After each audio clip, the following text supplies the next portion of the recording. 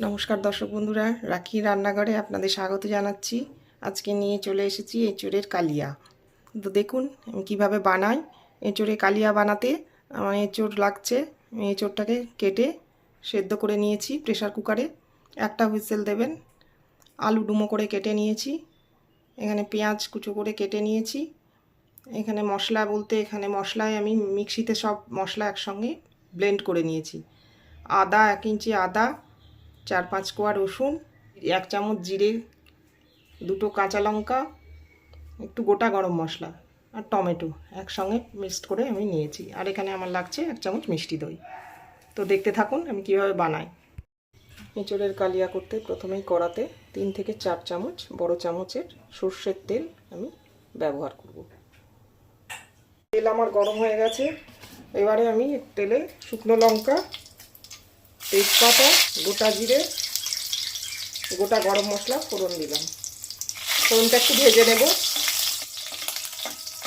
ফোড়ন থেকে সুগন্ধ বেরোচ্ছে। এই পর্যায়ে আমি ডুমো করে কেটে রাখা আলুটা তেলে দিয়ে দেবো। আলুটা একটু ভাজা ভাজা করে নেব। আলুটা আমার একটু ভাজা ভাজা হয়ে গেছে। এবারে আমি কুচো করে কেটে রাখা পেঁয়াজটা এর মধ্যে মিশিয়ে দেবো। পেঁয়াজটা একটু লাল লাল হলে আমি এঁচোড়টা এর মধ্যে দিয়ে দেবো। পেঁয়াজটা আমার ব্রাউন ব্রাউন হয়ে গেছে। এবারে আমি এঁচোড়টা এর মধ্যে মিশিয়ে দেবো। তো দেখুন সেদ্ধ এঁচোড়।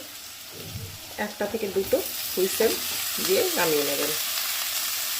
তাকে একটু ভালো করে ভেজে নেব। এবারে আমি এঁচোড়টা ঢেলে রেখে মশলাগুলো কষে নেব। এবারে কড়াতে আমি 1/2 চামচ মতো ঘি দেব। ঘিয়ের মধ্যে আমি এই আদা, রসুন, টমেটো, কাঁচা লঙ্কা, জিরে সব পেস্ট করে রেখেছিলাম। এখান থেকে 2 চামচ মতো আমি দিয়ে দেবো বড় চামচে।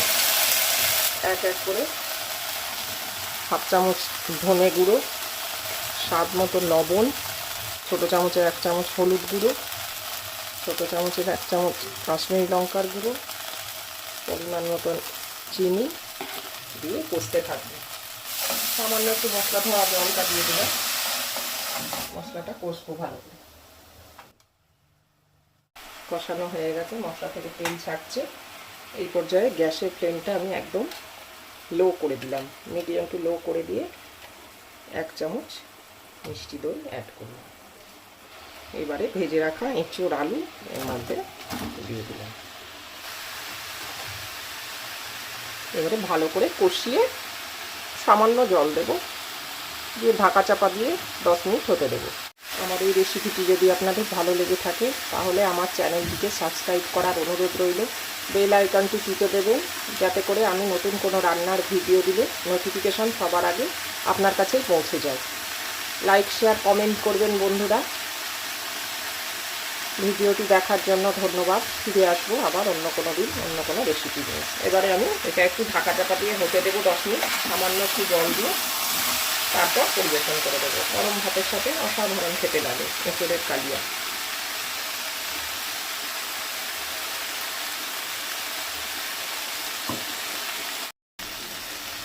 একটুখানি মশলা ধোয়া জলটা আমাদের মিশিয়েছি। ঢাকা চাপা দিয়ে 10 মিনিট হতে দেবো। এঁচোড়ের কালিয়া আমার তৈরি হয়ে গেছে। এবারে আমি নামিয়ে পরিবেশন করবো। তার আগে একটু গরম মশলা উপর থেকে ছড়িয়ে দেবো। আমি আর ঘি দিলাম না, কারণ ঘি আমি একটুখানি দিয়েছিলাম আগে। আপনারা চাইলে আর একটু ঘি আবার নামাবার আগে দিতেই পারেন।